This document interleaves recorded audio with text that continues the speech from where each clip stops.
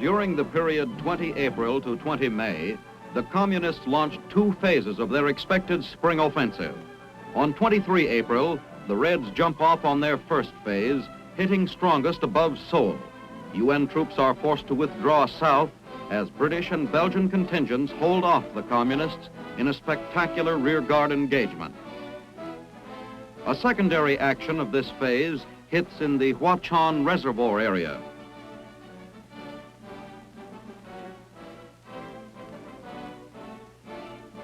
By 30 April, UN forces cease their withdrawal and set up the Lincoln Defense Line a few miles north of Seoul. In the central sector, UN troops withdraw south of the Pukhan River, and in the east, ROK forces pull back to Yangyang. From 1 May to 16 May, there is only minor enemy activity as the Communists build up for the second phase, and UN forces recover some ground north of Seoul. UN air forces strike at targets of opportunity. The second phase begins on 17 May with the heaviest attack in the central sector southwest of Inji and east of Chonchon. Heavy casualties are inflicted on the Reds in this area. On 20 May, the UN forces shorten their line north of Seoul, strengthen positions in the central sector, and move to plug a gap caused by the collapse of 2 ROK divisions.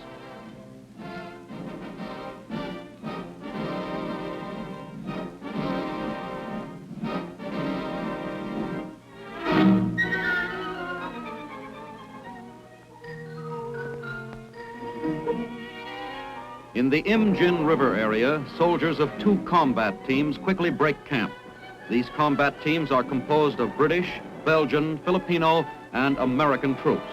What may be the last meal for a long time is grabbed as a report is received of a large enemy force which has crossed the nearby Imjin. These UN troops start their withdrawal according to plan. Mortars blast at the approaching Reds who threaten to cut off the combat teams.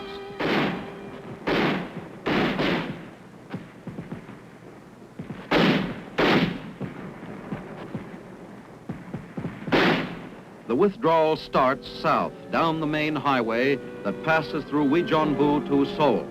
Hit by an enemy shell, this UN truck tractor burns. Due to machine gun and mortar fire from infiltrated enemy troops, the convoy halts. Men take cover and wait until the way has been cleared.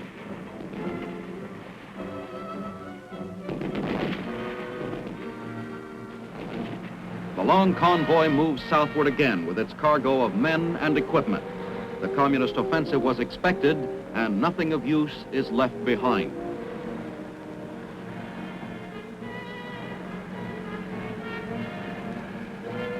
En route, battalion commanders discuss the situation.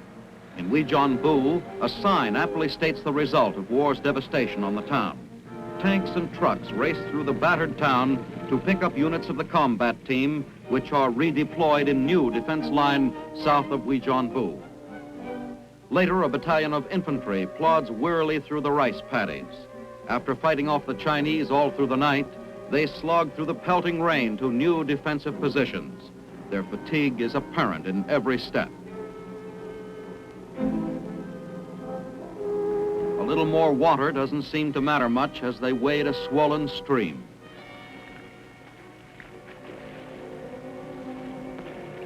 Full advantage is taken of the chance for a short rest before fighting off the Reds again. Rain-soaked troops hold rearguard positions covering the withdrawal. This is the third major Red offensive of the conflict. The first was the initial North Korean aggression last June, and the second, the full-scale intervention of the Chinese Communists on 26 November.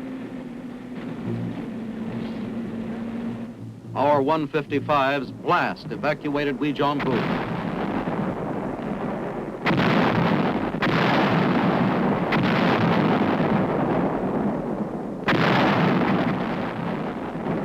Withdrawal continues as UN firepower takes a terrible toll of Chinese.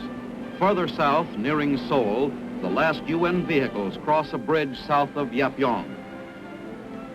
Men of an engineer battalion pour gasoline on the bridge, which has also been mined with TNT.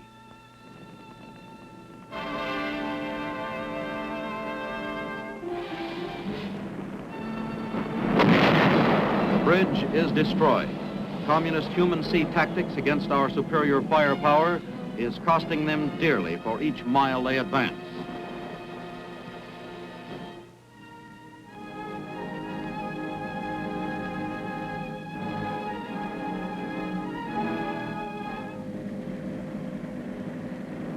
At the end of the first week of the Communist spring offensive, Allied units withdraw to defensive positions north of Seoul. In the western sector, where red pressure is heaviest, trucks loaded with troops move rapidly south. UN forces have broken contact with the enemy all along most of the front. As soon as defending forces have taken positions behind the Lincoln Line, final line of defense between Uijeonbu and Seoul, engineers plant an extensive minefield. The anti-tank mines are armed as the field is completed. Anti-personnel mines will also be laid. To augment the minefields, barbed wire entanglements are constructed by the engineers. Working quickly, the wire is strung and stretched taut. A 75-millimeter recoilless rifle covers the valley which the Reds must cross to reach the Lincoln Line. Observers of an ROK division use this high point to advantage and keep close watch on the opposing hills. Artillery is called for to give relief to a UN tank column under enemy fire in the valley.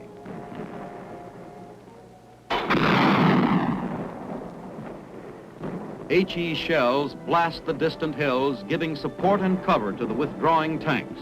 The armored patrol is returning to the Lincoln Line after contacting 2 Chinese battalions.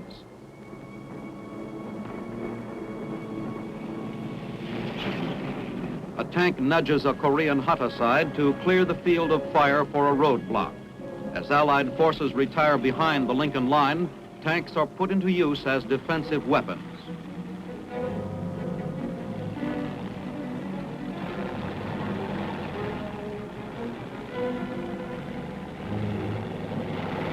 The heavy firepower of the artillery is ready.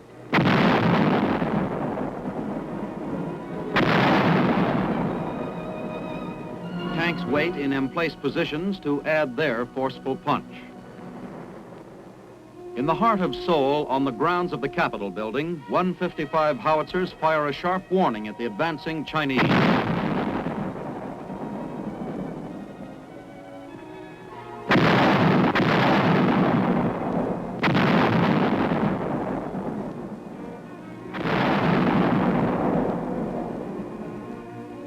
The artillerymen improved their emplacements within view of the Capitol. Although earlier the South Korean government warned the populace to leave, almost 500,000 remained in the city, showing confidence in our ability to hold despite the growing menace of the Red advance. The government was finally forced to order the evacuation. Only then did the people leave. The UN troops remained on the Lincoln Line to write the next chapter in the defense of Seoul.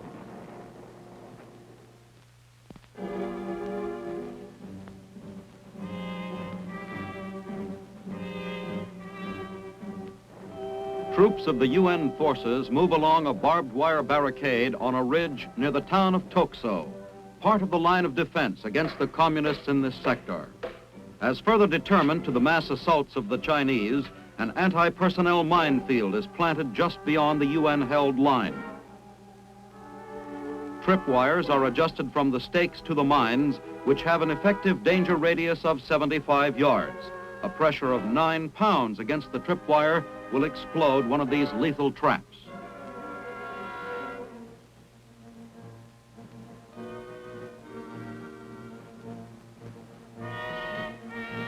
Until the field is completely sown, each wire is marked by a lightweight plate. On the road bordering the minefield, tanks and infantrymen of a recon company survey the defense line. The next morning, the road is strewn with the bodies of 24 members of an enemy patrol which tried to infiltrate during the night. One Red soldier still lives. Men of the recon company cautiously move the wounded man onto the road from the gully. The communist is apparently in great pain, but the combat-wise soldiers, used to the tricks of a treacherous enemy, search him for concealed weapons or possible booby traps. In the shelter of one of our tanks, first aid is given to the wounded man.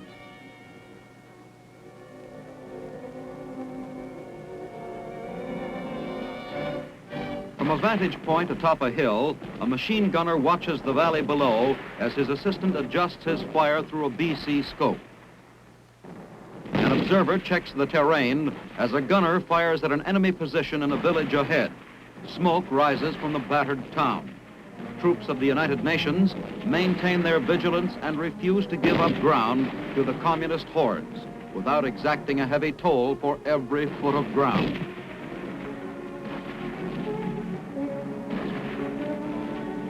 A returning tank brings news that the infiltrating Reds have been routed from the village.